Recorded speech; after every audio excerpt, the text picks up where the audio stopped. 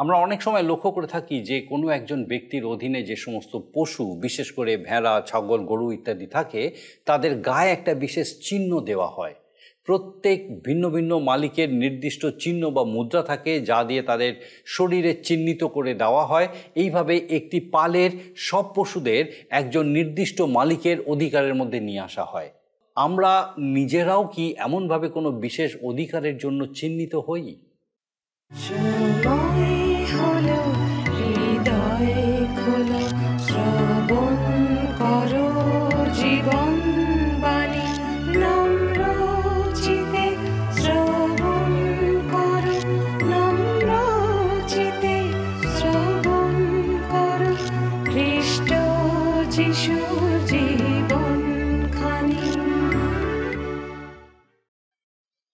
নমস্কার, প্রভু যীশু খ্রিস্টের মধুর নামে জীবনবাণী অনুষ্ঠানে আপনাকে স্বাগত জানাই।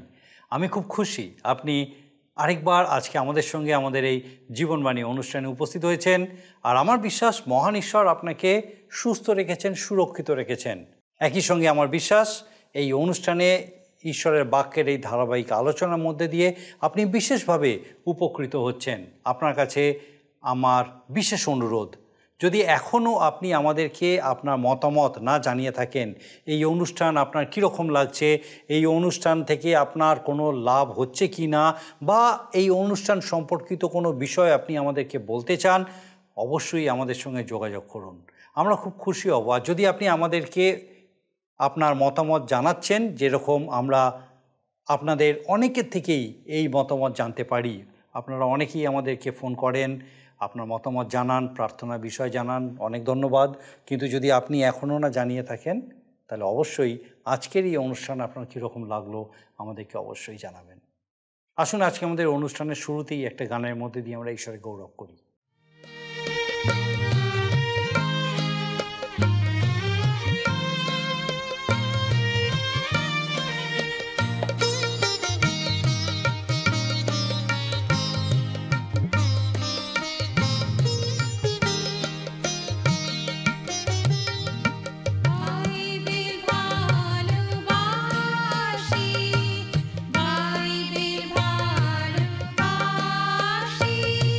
Bye.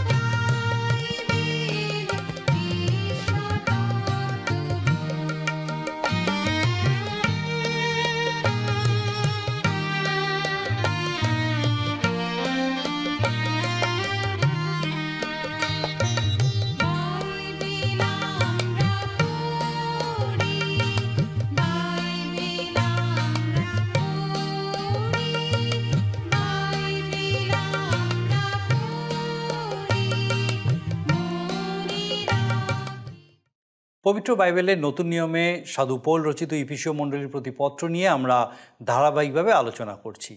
আমরা এই পুস্তকের প্রথম অধ্যায়ের বিশেষ কয়েকটি পদে তিনি যে অন্তর্দৃষ্টি প্রকাশ করেছেন তাই নিয়ে আমাদের বিগত পর্বগুলিতে আলোচনা করেছি। আমরা দেখেছি যে সাধু পৌল বলেছেন আমাদের জন্য ঈশ্বরের যে ইচ্ছা, যে পরিকল্পনা, তিনি আমাদের সৃষ্টির আগে থেকেই সেটা করে রেখেছিলেন, কিন্তু এতদিন সেটা আমাদের কাছে গোপনই থেকে গেছে। এখন আমাদের কাছে সেই রহস্য উন্মোচিত হয়েছে।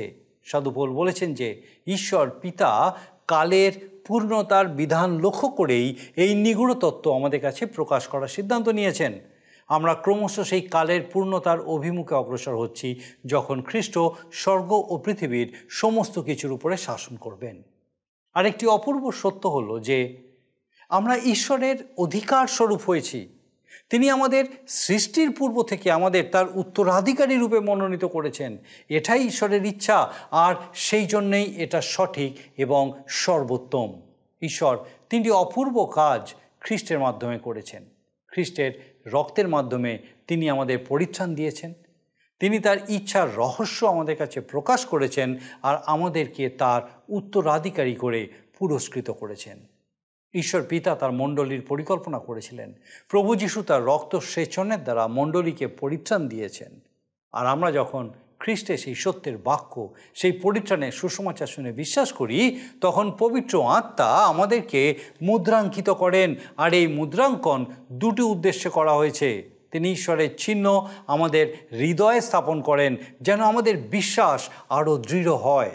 এবং মুদ্রাঙ্কনের দ্বিতীয় উদ্দেশ্য হচ্ছে সঠিক মালিকানা নির্দিষ্ট করা।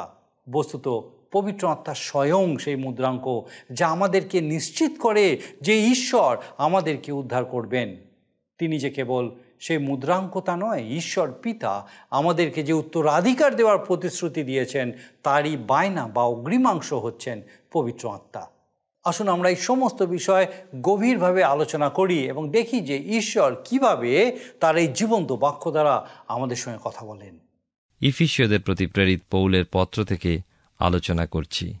আর এই আলোচনায় আমরা বিশেষ করে যে বিষয় দেখছি, গত অনুষ্ঠানে আলোচনায় যা আমরা বলে শেষ করছি, সেটা হলো অনুশাসনের যুগ। ঈশ্বরের অনুশাসন বলতে ঈশ্বর কোনো সময়ের জন্য যেভাবে বা বিশেষভাবে সকল কিছু পরিচালনা করেন, এটি হচ্ছে ঈশ্বর যেমনভাবে সব কিছু চালান। যেমন ঈশ্বর আদমের জন্য যে অনুশাসন করেছিলেন, আমাদের সময় সেই অনুশাসন থেকে সম্পূর্ণ ভিন্ন অনুশাসনের মধ্যে আমরা রয়েছি। আমরা অনুগ্রহের যুগে রয়েছি। তাই আজকের আমরা দেখব যে ঈশ্বর সর্বদা একই উপায়ে উদ্ধারের পরিকল্পনা কিন্তু করেছেন। অনুশাসন বিভিন্ন হতে পারে, কিন্তু উদ্ধারের উপায় একটিই করেছেন। বিভিন্ন জনের কাছে তা বিভিন্নভাবে ঘটেছে। যেমন হেবল ঈশ্বরের কাছে মেষ বলিদান করেছিলেন এবং অব্রাহামও তাই করেছিলেন। আবার পুরাতন নিয়মে আমরা দেখি যাজকেরা ঈশ্বরের উদ্দেশ্যে মেষ বলিদান করেছিলেন, আর ঈশ্বর বলেছিলেন সেইটি সঠিক উপায়। কিন্তু আমার মনে হয় আজ আমরা মেষ বলিদানের জন্য মণ্ডলীতে আসি না। আজ তিনি কিন্তু ওইভাবে তার কাছে আসার জন্য বলেননি। আজ আমরা ভিন্ন অনুশাসনে আছি। আর তাই আমরা আজকের বিশেষ করে 10 পদ থেকে দেখব, তাহার সেই হিতসংকল্প অনুসারে যাহা তিনি কালের পূর্ণতার বিধান লক্ষ্য করিয়া তাহাতে পূর্বে সংকল্প করিয়াছিলেন, তাহা এই স্বর্গস্থ ও পৃথিবীস্থ সমস্তই খ্রিস্টেই সংগ্রহ করা যাইবে। যে বিষয় আমরা দেখলাম 10 পদে লেখা রয়েছে কালের পূর্ণতা। এই কালের পূর্ণতা বলতে কি বোঝানো হয়েছে? ঈশ্বর এগিয়ে নিয়ে চলেছেন যখন প্রভু যীশু স্বর্গ ও এই পৃথিবীর রাজত্ব করবেন, যখন সকল কিছু তাঁর কর্তৃত্বের অধীনে আনা হবে। অতীত, বর্তমান ও ভবিষ্যৎ এগিয়ে চলেছে সেই সময়ের দিকে যখন সকল জানু পাতিত হবে, সকল জিহ্বা স্বীকার করবে যে যিশুই প্রভু। আর তাই তাহার সেই হিত সংকল্প অনুসারে যাহা তিনি কালের পূর্ণতার বিধান লক্ষ্য করিয়া তাহাতে পূর্বে সংকল্প করিয়াছিলেন। বাইবেলের নতুন নিয়মে ইব্রিয় পুস্তকের 2 অধ্যায় 8 পদে আমরা খ্রিস্টের বিষয় দেখি, ঈশ্বর সকলই তাহার পদতলে তাহার অধীনে করিয়াছেন। বস্তুত সকলই তাহার অধীনে করাতে তিনি তাহার অধীন কিছুই অবশিষ্ট রাখেন নাই। কিন্তু এখন এই পর্যন্ত আমরা সকলেই তাহার অধীনীকৃত দেখিতেছি না। এই পদ প্রকাশ করে আমরা এখনও সেই সময় এসে পৌঁছাইনি। আমরা আজ ভিন্ন অনুশাসনে আছি, কিন্তু ঈশ্বর আমাদের কাছে তা প্রকাশ করেছেন, যা তিনি অতীতে আমাদের কাছে প্রকাশ করেননি। স্বর্গ পৃথিবী আজ এক সুরে বাধা নেই। এই পৃথিবীতে রক মিউজিক বা বাজনা চলছে, কিন্তু ঊর্ধ্বে প্রভু যীশু রয়েছেন। তিনি হলেন সেই মূল্যবান প্রস্তর, যে ভিত্তির উপরে মণ্ডলী গঠিত হয়েছে। এমন একদিন আসছে যখন স্বর্গ ও এই পৃথিবী এক সুরে বাঁধা হবে এবং সকলই খ্রিস্টে গৃহীত হবে। এখন আমরা ঈশ্বর পুত্রের মণ্ডলীর পক্ষে তৃতীয় কাজ দেখব, যা লেখা আছে 11-12 পদে। লেখা আছে, আমি 10 পদের শেষ অংশ থেকে পাঠ করি। স্বর্গস্থ ও পৃথিবীস্থ সমস্তই খ্রিস্টেই সংগ্রহ করা যাইবে, তাহাতেই করা যাইবে যাহাতে আমরা ঈশ্বরের অধিকার স্বরূপ হইয়াছি। বাস্তবিক যিনি সকলই আপন ইচ্ছার মন্ত্রণানুসারে সাধন করেন, তাহার সংকল্প অনুসারে আমরা পূর্বে নিরূপিত হইয়াছিলাম। উদ্দেশ্য এই, পূর্ব হইতে খ্রিস্টে প্রত্যাশা করিয়াছি যে আমরা আমাদের দ্বারা যেন ঈশ্বরের প্রতাপের প্রশংসা হয়। এখানে আমরা আর একটা অপূর্ব সত্য দেখব, তিনি আমাদের উত্তরাধিকারী করেছেন। আমরা যা করিনি তার জন্য আমাদের পুরস্কৃত করেন। এটি ঈশ্বর সর্বোপরি পরিকল্পনা উদ্দেশ্য, যেন বিশ্বাসীবর্গ খ্রিস্টের উত্তরাধিকারী হয়। তারা খ্রিস্টের সাথে অধিকার লাভ করবে, কারণ তা খ্রিস্টেতে অধিষ্ঠান করে।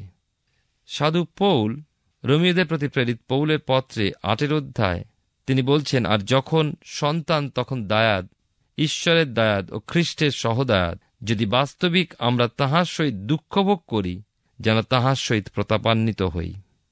আবার বিশেষ করে 1 করিন্থীয় 3 অধ্যায় 21-23 পদে বলে, অতএব কেহ মনুষ্যদের শ্লাঘা না করুক, কেননা সকলই তোমাদের, পৌল কি আপল্য কি কৈফা কি জগৎ কি জীবন কি মরণ কি উপস্থিত বিষয় কি ভবিষ্যৎ বিষয় সকল তোমাদের, আর তোমরা খ্রিস্টের ও খ্রিস্ট ঈশ্বরের।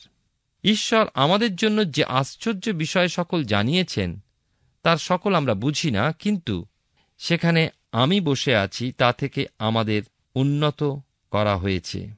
সকলই সুন্দর, খ্রিস্ট আমার, পৌল আমার, মৃত্যু আমার, সকলই আমার কারণ সকলই তিনি আমায় দিয়েছেন। খ্রিস্ট আমার, ঈশ্বর আমার। কি অদ্ভুত অভিজ্ঞতা আমাদের জন্য! এটি অদ্ভুত যে আমি উল্লাসে চিৎকার করতে চাই। ঈশ্বর সকলই পূর্বে নিরূপণ করেছেন। তিনি সেই বিষয় দৃঢ় সংকল্প সকলই পরিত্রাণ প্রাপ্তদের নিমিত্তই করেছেন, কারণ তিনি পূর্বে নিরূপণ করেননি যে কেউ বিনষ্ট হোক। যদি তিনি পূর্বে নিরূপণ না করতেন, তবে কোনোটাই আমি পেতে পারি না, কোনোটির যোগ্য আমি আপনি হতে পারি না বা ছিলাম না। অনুগ্রহে তা আমাদের জন্য পুরস্কার স্বরূপ দেওয়া হয়েছে। এগুলো আমাদের কারোর কোনো কর্মের ফল নয়, এটি ঈশ্বরের ইচ্ছা এবং এই একমাত্র উপায় যা করা হয়েছে। এটি ভালো এবং সঠিক, এবং এটি সব থেকে উত্তম। কেন? কারণ তা ঈশ্বর পরিকল্পনা করেছেন। আপনি এর থেকে ভালো কিছু পেতে পারেন না। তিনি 3টি আশ্চর্য কাজ আমাদের জন্য করেছেন। কি করেছেন? প্রথম, তিনি রক্তের মাধ্যমে আমাদের মুক্তি সাধন করেছেন। 2, তিনি তার ইচ্ছার নিগূঢ়তত্ত্ব প্রকাশ করেছেন। 3, তিনি তার উত্তরাধিকারের পুরস্কার আমাদের দান করেছেন। কি অদ্ভুত, তাই নয় কি? আমি কখনো তা হারাতে পারি না। তিনি মণ্ডলীর জন্য মূল্য দিয়েছেন, আমি তার কারণ তিনি মূল্য দিয়েছেন। আমি আপনাকে বলতে চাই, মণ্ডলী আজ তার জন্য খুবই গুরুত্বপূর্ণ। মানুষের এই জগতে পরিকল্পনা সামান্য বিষয়, তা গুরুত্বপূর্ণ নয়। মানুষ আজ জগতের চারিদিকে ছুটে বেড়াচ্ছে এক নকশা নিয়ে। আগামী 100 বছরে তা ঘটবে না। সমস্ত জগৎ তো শেষ হয়ে যেতে চলেছে, কিন্তু ঈশ্বর মহান পরিকল্পনার কার্য যা কার্যকর হবে, ঈশ্বরের ধন্যবাদ হোক সেই কারণে। 12 পদে আমরা দেখি লেখা আছে, উদ্দেশ্য এই, পূর্ব হইতে খ্রিস্টে প্রত্যাশা করিয়াছি যে আমরা আমাদের দ্বারা যেন ঈশ্বরের প্রতাপের প্রশংসা হয়। এটি একটি আশ্চর্য প্রশংসা গীত যা আমরা এই পত্রে পাই। আপনি লক্ষ্য করুন, সাধু পৌল তৃত্ব ঈশ্বরে কি কার্য সাধন করেছেন তা বর্ণনা করে এই প্রশংসা গীত গাইছেন। তিনি শেষ করেছেন ঈশ্বর পুত্রের কার্য বিবরণ দিয়ে। তারপর বলছেন, আমাদের দ্বারা যেন ঈশ্বরের প্রতাপের প্রশংসা হয়। ঈশ্বর বিশ্বাসীর ইচ্ছা পরিকল্পনা পূরণের নিমিত্ত বিরাজিত নন। বিশ্বাসী তার গৌরবের জন্য রয়েছেন। যখন বিশ্বাসী তার ইচ্ছার কেন্দ্রতে বিরাজ করেন, তখন তারা পূর্ণতা, সন্তুষ্টি ও আনন্দে জীবনযাপন করেন, যা আপনাকে মনস্তাত্ত্ববিদের হাত থেকে রক্ষা করবে। কিন্তু যখন আপনি ঈশ্বরের ইচ্ছায় অবস্থিতি করেন না, তখনই আপনার সমস্যার শুরু। ঈশ্বরের ইচ্ছা অনুসারে জীবনযাপন আপনার জীবনে উদ্দেশ্যপূর্ণ, অর্থপূর্ণ হয়ে উঠবে, আর তখন তার প্রশংসা ও গৌরবে সমর্থ হবেন।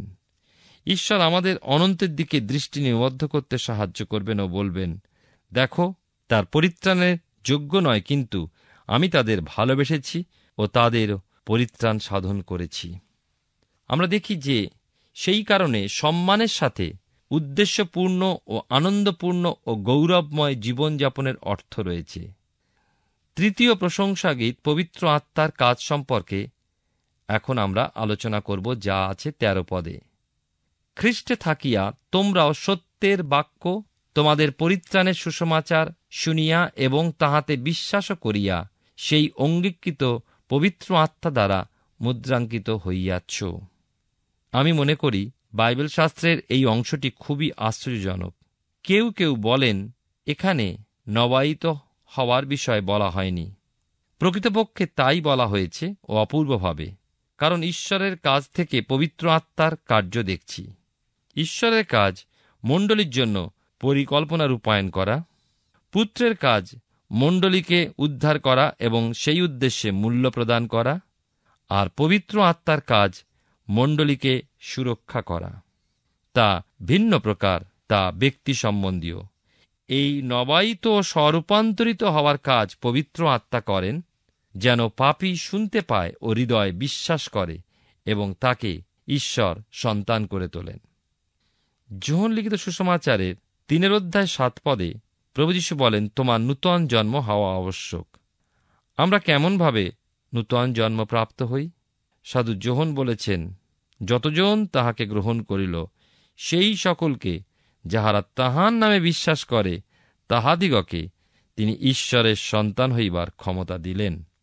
তোমাদের পরিত্রাণের সুসমাচার শুনিয়া তাহাতে বিশ্বাস করিয়া সেই অঙ্গীকৃত পবিত্র আত্মা দ্বারা মুদ্রাঙ্কিত হইয়াছ।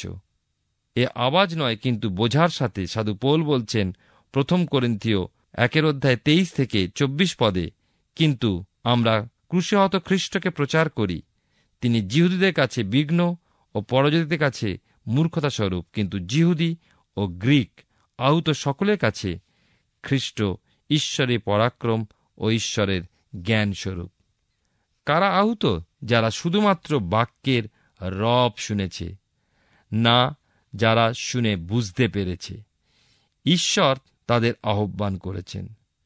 শুধু রব শোনা নয়, কিন্তু পবিত্র আত্মা যা তাদের জীবনে বাস্তব করেছে। রোমীয়দের প্রতি প্রেরিত পৌলের পত্রে 10 অধ্যায় 17 পদে বলা হয়েছে, বিশ্বাস শ্রবণ হইতে হয়। যারা তাঁর বাক্য শোনে এবং তারা তার উত্তর দান করে, তখন কি হয়? সাধু পিতর সুন্দর বলেছেন 1 পিতর তার 1 অধ্যায় 23 পদে, কারণ তোমরা ক্ষয়নীয় বীর্য হইতে নয়, কিন্তু অক্ষয় বীর্য হইতে ঈশ্বরের জীবন্ত ও ও চিরস্থায়ী বাক্য দ্বারা পুনর্জাত হইয়াছে। ঈশ্বরের বাক্য প্রকাশিত হয় এমনকি ছাপানো অক্ষরের মাধ্যমে। বিশ্বাস করা শ্রবণের পরেই ঘটে, হয়তো পরপর ঘটে না, কিন্তু তা যুক্তিসঙ্গতভাবেই ঘটে।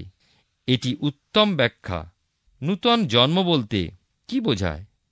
যে আমি জানি ঈশ্বরের বাক্য। আপনি ঈশ্বরের বাক্যে সত্য শোনেন, আপনার পরিত্রাণের সুসমাচার, আপনার মুক্তির সুসমাচার, এবং আপনি আপনার আস্থা ঈশ্বরের বাক্যের দ্বারা ঈশ্বরের উপরে রাখেন এবং খ্রিস্টের উপরে রাখেন। ইফিসীয় তার 1:13 তাই খ্রিস্টে থাকিয়া তোমরাও সত্যের বাক্য তোমাদের পরিত্রাণের সুসমাচার শুনিয়া এবং তাহাতে বিশ্বাস করিয়া সেই অঙ্গীকৃত পবিত্রতা দ্বারা মুদ্রাঙ্কিত হইয়াছ। এর অর্থ, যখন আপনি শোনেন ও বিশ্বাস করেন তখন আপনি মুদ্রাঙ্কিত হন। একই সময় এই সকল ঘটে থাকে যখন পবিত্র আত্মার বাপ্তিস্ম হয়। যখন আপনি খ্রিস্টে বিশ্বাস করেন, পবিত্র আত্মা আপনাকে বাপ্তিস্ম দান করেন। পবিত্র আত্মা প্রথমে আমাদের কান খুলে দেন, তারপর আমাদের বিশ্বাস স্থাপন করেন, এরপর আমাদেরকে মুদ্রাঙ্ক করে দেন। অনেকে তর্ক করেন যে পিতা ঈশ্বর বা পুত্র ঈশ্বর পবিত্র আত্মার সাথে শিলমোহর করে, বা পবিত্র আত্মা স্বয়ং এই কার্য সাধন করেন। এই ধরনের প্রশ্ন আমায় চিন্তায় ফেলে। তারা চুলকে ভাগ করে। এখানে বলা হয়েছে পবিত্র আত্মাই শিলমোহর করে। পিতা ঈশ্বর পুত্র ঈশ্বরকে দান করলেন ক্রুশে মৃত্যুবরণের জন্য, কিন্তু পুত্র ঈশ্বর স্বইচ্ছায় ক্রুশে প্রাণ দান করলেন। অতএব উভয় পিতা ও পুত্র ছিলেন। পিতা ঈশ্বর ও পুত্র ঈশ্বর উভয় পাঠালেন পবিত্র আত্মাকে, যেন বিশেষ কার্য সমাধা হয়, এবং পবিত্র আত্মা সেই কাজ করেন। তিনি বিশ্বাসীকে নবায়িত করেন এবং তিনি বিশ্বাসীকে মুদ্রাঙ্ক করে দেন একই সময়। পবিত্র আত্মা স্বয়ং হলেন সেই শিলমোহর। পবিত্র আত্মা শিলমোহর বা মুদ্রাঙ্ক করার দুটি উদ্দেশ্য রয়েছে। তিনি ঈশ্বরের সাদৃশ্যে রোপণ করেন বিশ্বাসী হৃদয়, যেন তা বাস্তব হয়। দেখবেন কোনো চিঠিতে যখন শিলমোহর মারা হয় তার এক ছবি ফুটে ওঠে। ঠিক একইভাবে পবিত্র আত্মা বিশ্বাসীর জীবনে কার্য সাধন করেন। বাইবেলের নতুন নিয়মে যোহন লিখিত সুসমাচার তার 3:33 লেখা আছে যে তাহার সাক্ষ্য গ্রহণ করিয়াছে, সে ইহাতে মুদ্রাঙ্ক দিয়াছে যে ঈশ্বর সত্য। প্রকৃতপক্ষে এই অর্থ এখানেও বোঝানো হয়েছে। ঈশ্বরের দ্বিতীয় উদ্দেশ্য মুদ্রাঙ্কের এই বিষয় জানাতে যে সঠিক মালিকানা। 2 তিমথিও তার 2:19 লেখা আছে, তথাপি ঈশ্বর স্থাপিত দৃঢ় ভিত্তিমূল স্থির রইয়াছে, তাহার উপরে এই কথা মুদ্রাঙ্কিত হইয়াছে, প্রভু জানেন কে তাহার, এবং যে কেহ প্রভুর নাম করে সে অধার্মিকতা হইতে দূরে থাকুক। যে সত্য আপনাকে নিরাপত্তা দান করে, তার অর্থ নয় আপনি পাপে জীবন যাপন করুন। আপনি খ্রিস্টের নামে মন্দ থেকে দূরে চলে যেতে পারেন। যদি আপনার জীবনে সেই প্রমাণ নেই, তবে আপনি নবায়িত হননি ও আপনি মুদ্রাঙ্কিত হননি। পবিত্র আত্মা হচ্ছে সেই শিলমোহর আর গ্যারান্টি যে ঈশ্বর আমাদের উদ্ধার করবেন। আমরা মুক্তির দিন পর্যন্ত মুদ্রাঙ্কিত। সেই দিন আসবে যেদিন পবিত্র আত্মা যিশুর নামে আমাদের উদ্ধার করবেন। এটি অপূর্ব যে আমরা মুদ্রাঙ্কিত। এমন কোনো পত্র বিমা করে পাঠানো হয়। আগেকার দিনে শিলমোহর মেরে দেওয়া হতো, আজকালকার দিনে স্ট্যাম্প মেরে দেওয়া হয়। আজকালকার বিশেষ স্ট্যাম্প ব্যবহার করা হয়, যা গ্যারান্টি দেয় যে আমাদের চিঠি ঠিক বিতরণ করা হবে। এখন আমরা তৃতীয় ও শেষ পবিত্র আত্মার কাজ দেখব। 1:14 যা লেখা আছে, সেই আত্মা ঈশ্বরের নিজস্বের মুক্তির নিমিত্ত, তাহার প্রতাপের প্রশংসার নিমিত্ত আমাদের দায়াধিকারের বায়না। কোনো জিনিস কিনতে গেলে আমরা কিছু অর্থ দিয়ে বায়না করি। আপনি চান সেই জিনিস বা সম্পত্তি আপনার নিজের জন্য ধরে রাখতে। আপনি এও প্রতিজ্ঞা করেন এর মধ্যে দিয়ে যে আরও অর্থ আপনি দেবেন। পবিত্র আত্মা আমাদের জন্য সেই বায়নার অর্থ। তিনি প্রতিজ্ঞা করেছেন এইভাবে যে আরও আত্মিক আশীর্বাদ আপনার জীবনে আসতে চলেছে। আমরা এর আগেই দেখেছি যে আমরা উত্তরাধিকারী এবং আরও আসতে চলেছে। পবিত্র আত্মা হলেন সেই বায়না যা আমাদের গ্যারান্টি প্রদান করেন। এসব কিছু তাঁর গৌরবের নিমিত্ত। এখন দেখব এই অধ্যায় 3 প্রশংসা গীত। আমরা যেমন দেখেছি পৌল তৃত্বের এক একটি কার্য বর্ণনা করে তিনি প্রশংসা গীত উচ্চারণ করেছেন।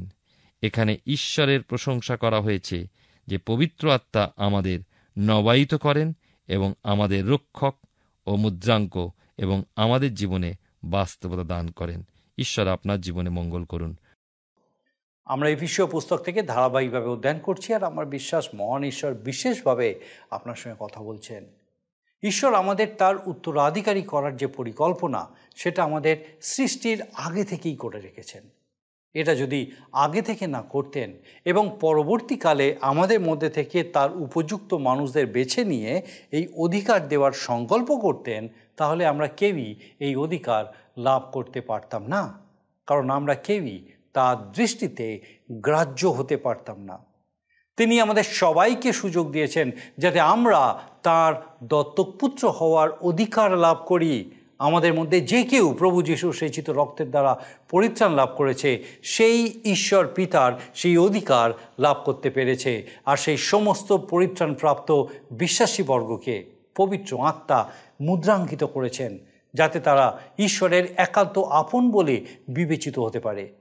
সে বিশেষ অধিকারপ্রাপ্ত লোকেরা তাদের প্রতিশ্রুত অধিকারের অগ্রিমাংশ রূপেও পবিত্র আত্মা প্রাপ্ত হয়েছে।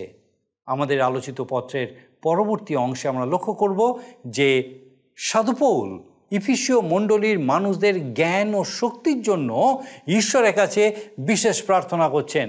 আমাদের আগামী পর্বে আমরা সেই বিষয়ে আলোচনা করব। আসুন এখন প্রার্থনায় যাব, আর আমি চাইব আপনি আমার সঙ্গে প্রার্থনায় যোগ দিন। আসুন প্রার্থনা করি। পরম করুণাময় স্বর্গীয় পিতা, ধন্যবাদ দিই প্রভু, তোমার পবিত্র পরাক্রমের একটি বার তোমার জীবন্ত বাক্য দ্বারা আরেকটি বার বিশেষভাবে আমাদের সঙ্গে কথা বললে। ধন্যবাদ দিই পিতা, আমাদের সেই প্রত্যেক দর্শক বন্ধুকে তুমি তোমার সেই সত্যে নতুনভাবে নবায়িত হতে সাহায্য করলে। প্রার্থনা করি আমাদের সেই প্রত্যেক দর্শক বন্ধু, তাদের পরিবার পরিজন প্রত্যেককে প্রভু তোমার পবিত্র পরাক্রমে সুরক্ষিত রাখো। বিশেষ করে প্রার্থনা করি যদি কেউ বিশেষ কোনো অসুস্থতায় আছেন, হয়তো দীর্ঘদিন ধরে ভুগছেন, অথবা হঠাৎ করে অসুস্থ হয়ে পড়েছেন, হয়তো কঠিন সমস্যার মধ্যে আছেন, প্রভু প্রার্থনা করি যে কোনো অসুস্থতাই হোক প্রভু, তার যে কোনো নাম থাকতে পারে, কিন্তু তোমার যিশু নাম সেই সকল নামের থেকে অনেক বড়। স্বর্গীয় পিতা, তোমার সেই যিশু নামে প্রভু তুমি সেই প্রত্যেক অসুস্থ ব্যক্তিকে, যতজন পিতা তোমার প্রতি বিশ্বাসে স্থির হয়ে আছেন প্রভু, তুমি তাদের আরোগ্যতা দিতে সমর্থ, প্রত্যেককে স্পর্শ করো, তোমার অনুগ্রহে সুস্থ করো এবং সুস্থ সবল শরীরে তোমার গৌরব করতে সাহায্য করো। আমাদের প্রত্যেক দর্শক বন্ধু, তাদের পরিবার পরিজন প্রত্যেককে তোমার পবিত্র পরাক্রমে তোমাতে সুস্থির রাখো, আর উত্তর বিশ্বাসে দৃঢ়তায় বেড়ে উঠে তোমার গৌরব করতে সাহায্য করো। তোমার যিশু নামে ভিক্ষা দয়া করে শ্রবণ গ্রহণ করো, আমেন। ঈশ্বর তার মহা অনুগ্রহে আমাদেরকে সুযোগ দেন যেন আমরা তার সান্নিধ্যে, তার সহভাগিতায় নতুনভাবে তার সঙ্গে আনন্দ করতে সমর্থ হই। আমার বিশ্বাস আগামী দিনেও এইভাবে আমাদের এই জীবনবাণী অনুষ্ঠানে তার বাক্যের এই ধারাবাহিক আলোচনায় অংশগ্রহণের মধ্যে দিয়ে আমরা আরেকবার তার সান্নিধ্যে, তার সহভাগিতায় তার সঙ্গে আনন্দ করতে সমর্থ হব। ঈশ্বর আপনার মঙ্গল করুন। প্রিয় বন্ধু, আসুন আমরা আজকের প্রশ্ন উত্তরে আসি। গতকালের প্রশ্নের উত্তর অপশন বি, সত্যের। আজকের প্রশ্ন, পুরাতন নিয়মে কার উদ্দেশ্যে মেষ বলিদান করা হতো? অপশন এ ঈশ্বরের, বি যিশুর, সি মণ্ডলীর, ডি জাতির। প্রিয় বন্ধু, এই প্রশ্নের উত্তর আগামীকাল সন্ধ্যা 6টার মধ্যে option A, B, C, D সহকারে আপনার নাম ও সম্পূর্ণ ঠিকানা সহ 9433497235 এই নম্বরে SMS বা হোয়াটসঅ্যাপ করুন। যদি আপনার এই অনুষ্ঠান ভালো লেগে থাকে তাহলে এই নম্বরে একটি মিসড কল করুন, তাহলে আপনি পরের বারে বিজয়ী হতে পারেন।